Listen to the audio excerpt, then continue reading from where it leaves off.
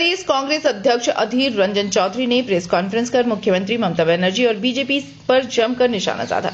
कोलकाता में आयोजित प्रेस वार्ता के दौरान अधीर रंजन चौधरी ने टीएमसी और बीजेपी के बीच चल रहे विवादों को नूरा कुर्सी करार दिया।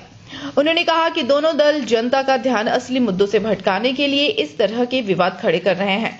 चक्रबेरिया और भवानीपुर में सभाओं के दौरान माइक और शोर शराबे के मुद्दे पर उन्होंने कहा कि यह सब पूर्व नियोजित ड्रामा है, जबकि प्रशासन और पुलिस मूक दर्शक बनी हुई है।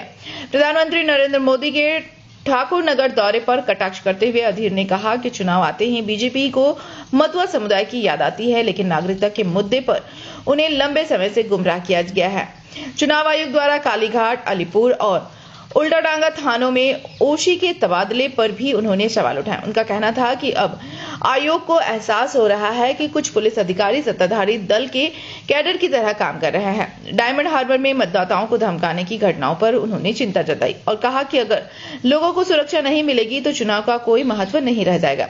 टीएमसी नेता हुमायूं कबीर पर लगे आरोपों को लेकर उन्होंने कहा कि धर्म के नाम पर किसी भी तरह की वसूली बर्दाश्त नहीं की जानी चाहिए और ईडी को इसकी गहन जांच करनी चाहिए। अधीर ने जय बांग्ला और जय श्री राम के नारों पर भी प्रतिक्रिया देते हुए कहा कि बंगाल की राजनीति विकास की होनी चाहिए, न कि ध्रुवीकरण की।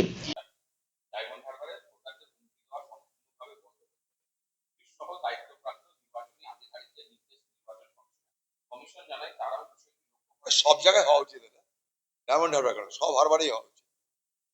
আমরা তো চাই সেটা বন্ধ, কোথায় বন্ধ হচ্ছে? নির্বাচন কমিশনের উপরে যে আশা ভরসা করছি আমরা, নির্বাচন কমিশনের সাথে বাস্তবায়িত করতে ব্যর্থ হচ্ছে। হয়তো ভোটের দিনটা বুথের মধ্যে কোনো গন্ডগোল হচ্ছে না, কিন্তু তার আগে পরে থামাথামি কোনো লক্ষণ দেখছি না আমরা পশ্চিমবঙ্গে। আমাদের ভোটার একটা আসানসোলে দেবেদীপ খুন হয়ে গেল, ভোটের পর সে খুন হয়ে গেল।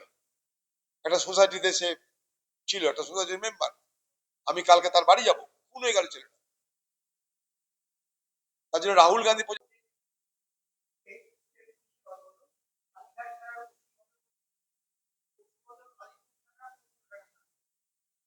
দেখুন ওসিরা কি করে প্রতিদিনই বলছি আমরা। এই আমাদের টাউনেই দেখুন না, এখানে একটা পুলিশ অফিসার আছে যাকে টাউন বাবু বলা হয়, সরাসরি দালালি করছে। প্রত্যেকটা ঘটনায় সে নিজে মস্তানদের খুনিদের মদত দিচ্ছে। এরকম প্রত্যেক থানাতেই আছে। কি করা যাবে? তাদেরকে তাড়ালে আমাদের তো আপত্তি থাকার কথা না।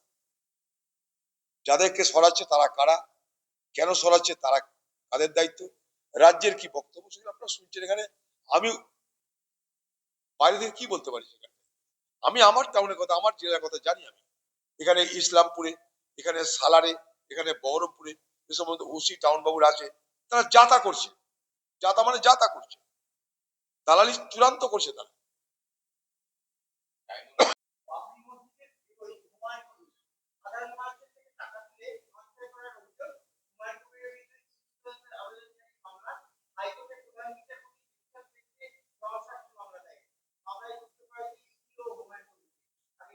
আরে এখন করে আর কি হবে? হুমায়ুন কবির ভোট তো করে নিয়েছে বাবরি দেখিয়ে, না বাবরি দেখে হুমায়ুন কবির ভোট করে নিয়েছে। এখন ইডি ফিডি করে কি লাভ? ইডি এর তাই এগুলো করছে। কি হবে? হুমায়ুন কবির কিচ্ছু হবে না। টাকা মানুষ বাবরি মসজিদ বাড়াতে দিয়েছে, সে টাকার হিসাব দিয়ে দিবে, অসুবিধা কি আছে? এখন গায়ে জ্বালা দিলে কোনো লাভ নেই। বাবরি মসজিদ বানানোর নামে মানুষের যে ভাবাবেগ, সেই ভাবাবেগ আমরা সবাই দেখেছি। বাবরি মসজিদ হোক, অনেক বড় করে হোক বাবরি মসজিদ, কোনো আপত্তি নেই আমাদের। তাতে যদি টাকা পয়সা মারা ধরা হয়, নিশ্চয়ই তাদের আপত্তি থাকবে, কারণ মানুষ ভাবাবেগে তাকে টাকা দিয়েছে। আর সেইগুলোর বিরুদ্ধে এখন করে কি হবে? ততক্ষণে হুমায়ুন ভোট তো করে নিয়েছে।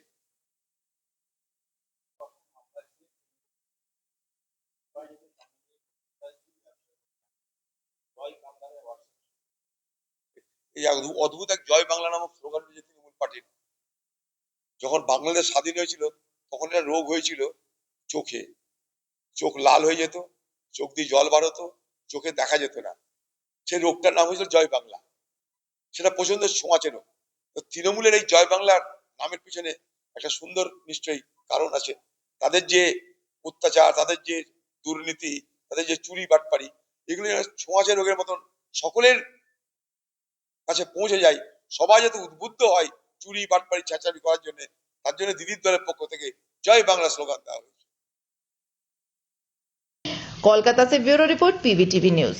रानीगंज में इतने लग्जरी रूम, वो भी इतने कम प्राइस में। सो मैं बात कर रही हूँ रानीगंज के NSD रोड में लोकेटेड होटल अतिथि इन के बारे में। यहाँ पे आपको फैमिली, फ्रेंड्स और कॉर्पोरेट के लिए रूम्स मिल जाएंगे, वो भी सिर्फ 1500 स्टार्टिंग प्राइस में। यहाँ पे आपको super deluxe room, Dulux room, regular room के साथ साथ प्योर वेज रेस्टोरेंट, जहाँ से आप अपने रूम तक टेस्टी फूड ऑर्डर्स कर सकते हैं। ये होटल हाइजीनिक और क्लीन होने के साथ साथ 27 हेल्पिंग फैसिलिटी भी देती है। High speed wifi, TV with fully AC interior, 24/7 room service, good ambience, clean cupboards, separate geyser facilities, clean washrooms, smoking area. अगर आपका भी प्लान है रानीगंज में स्टे करने के लिए, तो आपके लिए ये एक अच्छा ऑप्शन हो सकता है। आप यहाँ पर रूम ऑनलाइन प्लेटफॉर्म मेक माई ट्रिप से भी बुक कर सकते हैं। अगर आप मेरी वीडियो दिखाते हैं तो आपको मिलेगा एक्स्ट्रा 20% ऑफ। अतिथि इन होटल आपको रानीगंज स्टेशन से 5 मिनट वॉकिंग डिस्टेंस पे मिल जाएगा। और इन्फॉर्मेशन के लिए आप इन्हें कॉल भी कर सकते हैं। Thank you for watching.